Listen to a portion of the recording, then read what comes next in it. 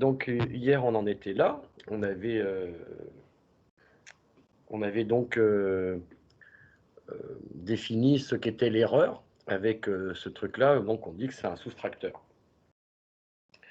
Alors on va devoir faire quelques hypothèses et puis il y a... Bon, le partage va pas être très long parce que vous voyez, je vais revenir au tableau. Donc vous avez tout ça sous les yeux. Et donc quand on commence à faire le raisonnement, ce qui vous a un petit peu perturbé déjà,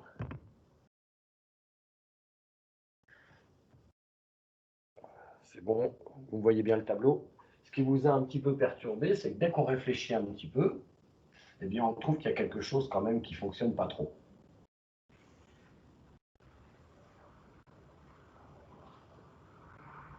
Voilà. Donc, je redessine la sortie. Ah oui, avec le système de mesure.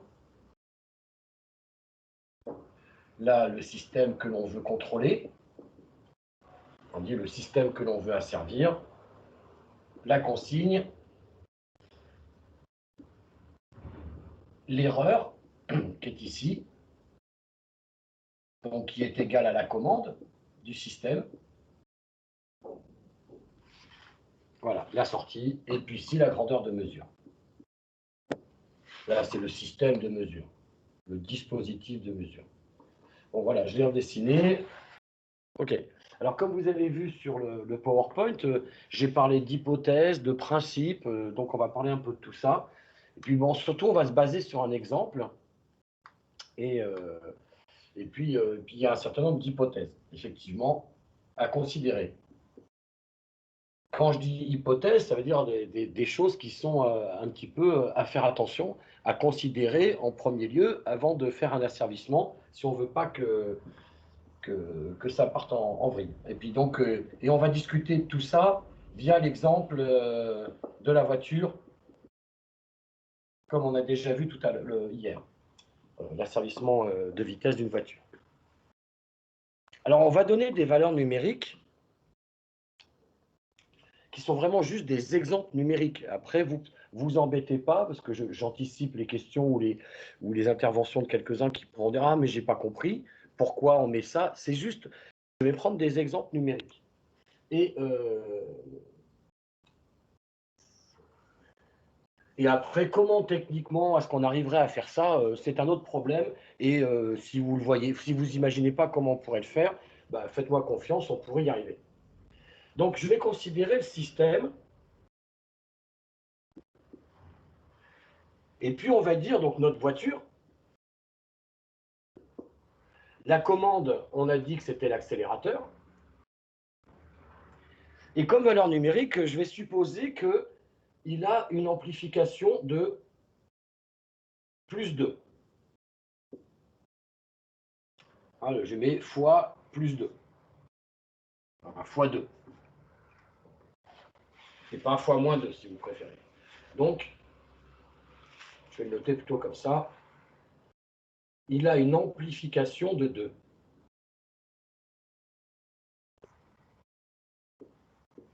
D'accord? Tout le monde comprend ce que ça veut dire, faire une amplification de 2? Dites-moi, qu'est-ce que ça voudrait dire pour vous? Si je dis que le système a une amplification de 2. Il fait x2, oui. Mais ça veut dire quoi concrètement? La sortie est multipliée par 2. La sortie, elle vaut 2 fois l'entrée. Tout connement. On est bien d'accord. Et on va supposer, tout ça, tout ce que fait, on va supposer que si, quand il y a 100 en entrée, donc ça veut dire que s'il y a 100 en entrée, s'il y a 100 ici, on aura donc 200 ici. Puis on va dire 200 km/h, puisque la sortie, c'est la vitesse.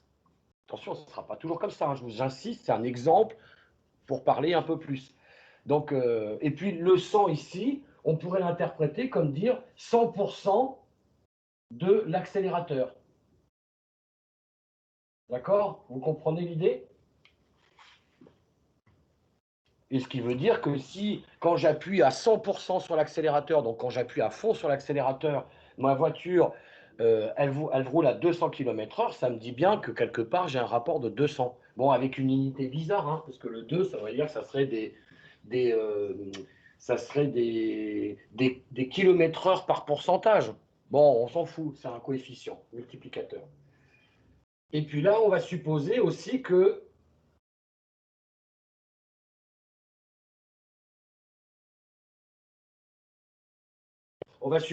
ces 200 km/h, c'est ce qu'on obtient quand les perturbations sont nulles. Histoire de ne pas tenir compte de plusieurs choses à la fois, de se prendre la tête que sur une seule chose à la fois. Vous allez voir où je veux en venir. Hein. Alors on voit bien qu'il y a quelque chose qui ne peut pas fonctionner. Si je demande si j'applique une consigne qui me dit que je veux 100, sous-entendu 100 km/h, d'accord? Si je demande en consigne d'avoir 100 km/h, qu'est-ce qu'il n'est pas possible d'avoir en sortie? Qu'est-ce qui ne marche pas? Bah, là, si la consigne devient la commande. Ah non, la consigne n'est jamais égale à la commande. Quand le système il démarre, ce que je veux dire, c'est qu'il n'y a rien qui arrive dans le sorteur. Ouais, alors ça, c'est le démarrage à l'initial. Ok, oui. Oui. Alors ça, on le verra sous forme d'une autre réflexion. Parce que là, c'est ce qu'on verra sous la forme d'un comportement dynamique plutôt. On ne peut pas avoir un nombre négatif, enfin, je sais pas comment dire. Ouais.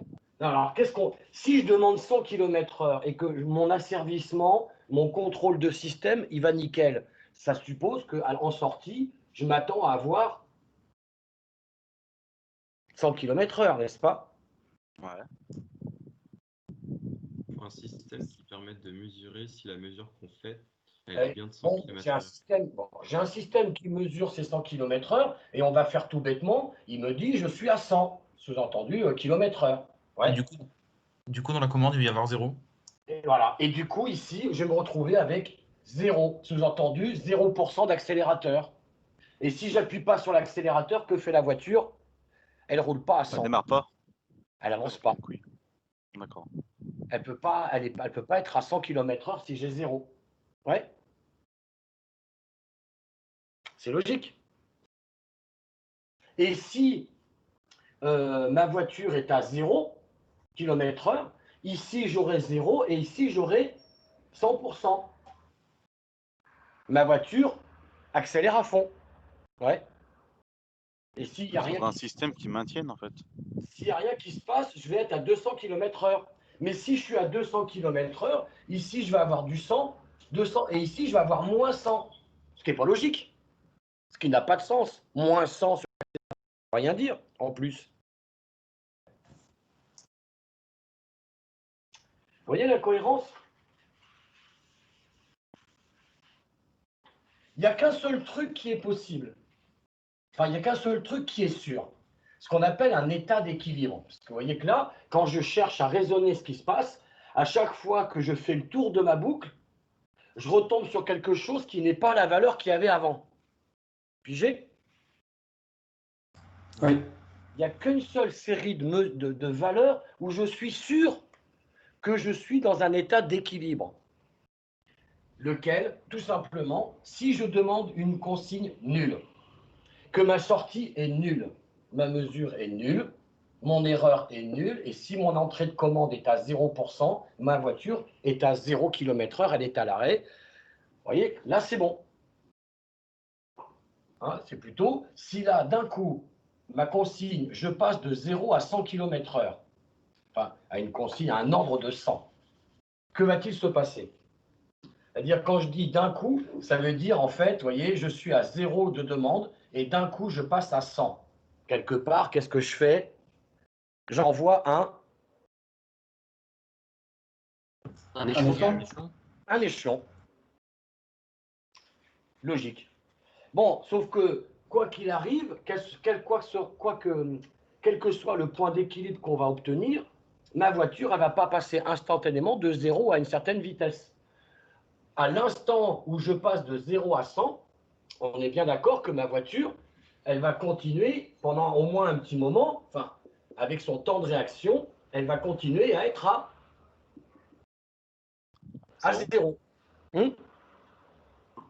au moment où j'applique l'échelon, j'aurai toujours 0 ici. Conclusion, au moment où j'applique l'échelon, que fait la commande? Elle passe instantanément à 100. 100. On est d'accord? Ça peut pas augmenter d'un coup, ça va faire petit à petit. Bien sûr. C'est de l'inertie. Oui, oui, oui, avec l'inertie, tout ça, le temps de réponse du système. D'où l'importance des réponses indicielles. Hein. Eh bien, évidemment, en tout cas, ce qui est sûr, c'est que maintenant, à l'instant t égale 0 plus, j'ai l'accélérateur qui est enfoncé à fond. Alors, il n'est pas enfoncé par votre pied. Hein. Vous avez compris aussi qu'un régulateur de vitesse dans une voiture, ça veut dire que le calculateur électronique qui réalise l'asservissement, il a un contrôle électromécanique direct sur la pédale d'accélérateur. Ouais, non? Et en gros, il fait pas 0, 1, 2, 3, 4, il fait 0, 100 direct. Voilà. Et lui, donc, il applique une accélération correspondant à « Ah bon, je me mets à fond ». Et c'est ce qui se passe. Vous l'avez peut-être déjà vu si vous avez conduit ou si le jour où vous le conduirez, vous penserez à moi. Une voiture avec un régulateur de vitesse. Quand tu enclenches le régulateur de vitesse, si par exemple tu es à 50 km/h et que tu veux te mettre à 130 parce que tu viens de rentrer sur une autoroute et que tu enclenches le régulateur de vitesse, que fait la bagnole? Alors d'abord, tu n'as plus besoin de toucher à la pédale d'accélération, on est bien d'accord. Tu ne la touches plus. Si tu la touches, ça désactive l'asservissement. Et que fait la bagnole? Quelqu'un a déjà essayé une bagnole avec régulateur de vitesse? Elle accélère d'un coup. Elle accélère. Un coup. Elle accélère d'un coup, mais surtout, elle accélère à balle. Ouais, elle accélère fort. À balle, le maximum. Moi, la première fois que j'ai conduit, ça m'a fait tout chaud. J'ai été super surpris. Hein.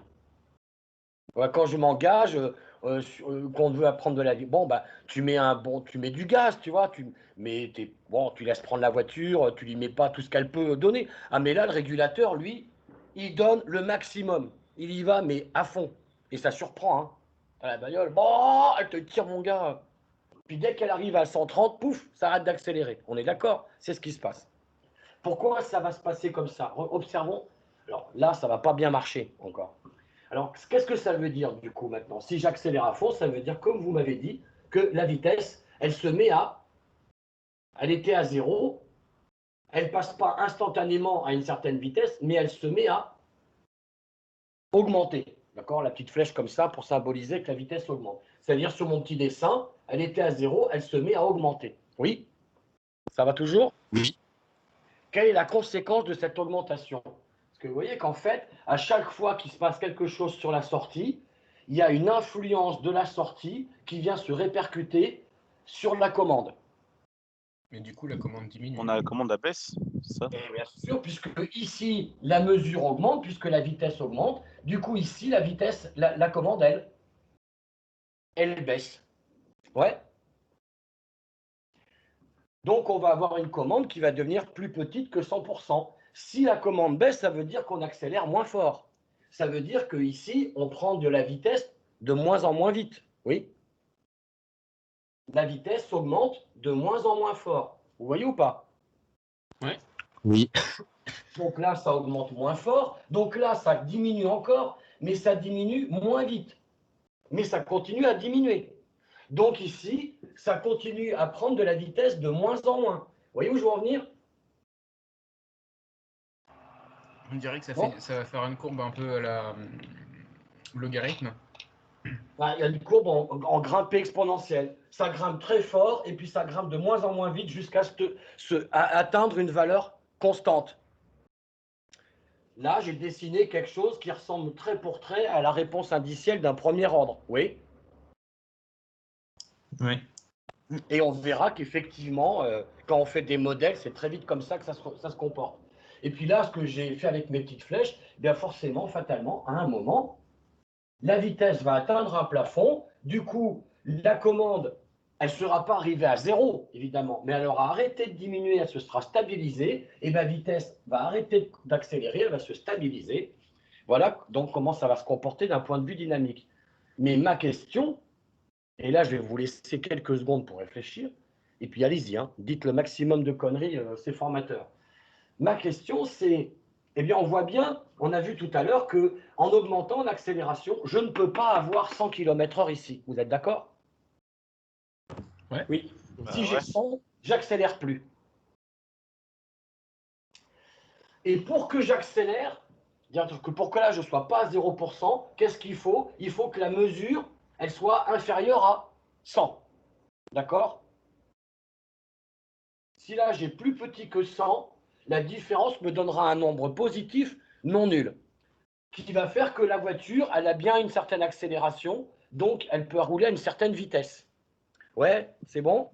Ma question c'est, combien va-t-on avoir comme palier? À quelle vitesse va atteindre la voiture? J'ai demandé 100 km/h.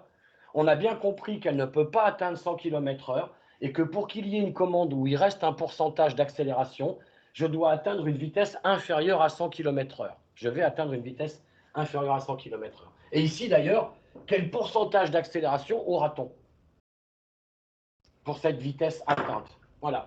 Donc je sais qu'elle doit être inférieure à 100, mais maintenant vous allez me dire, qu'est-ce que je vais atteindre comme vitesse? Allez, donnez-moi des... 50. Ah, alors 50.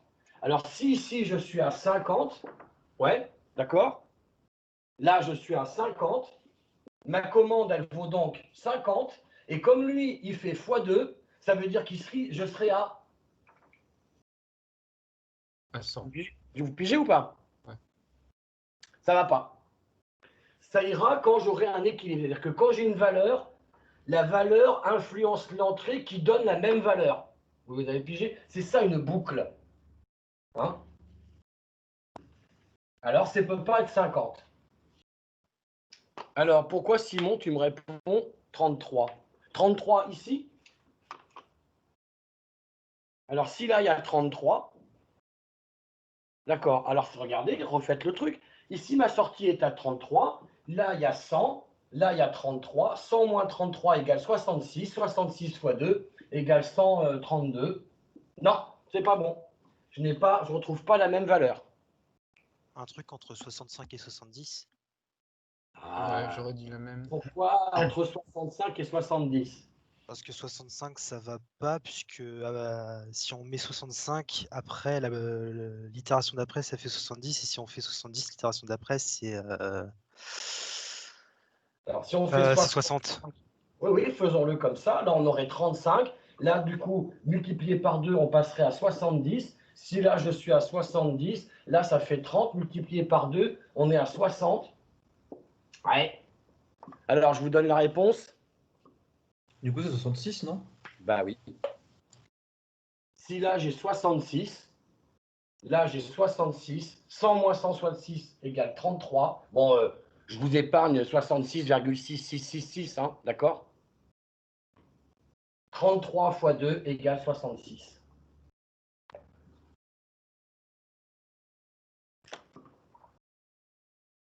Exactement, Simon. Il faut, voilà. Bah oui, 66,666, 66,6, 33,333 fois 2, voilà.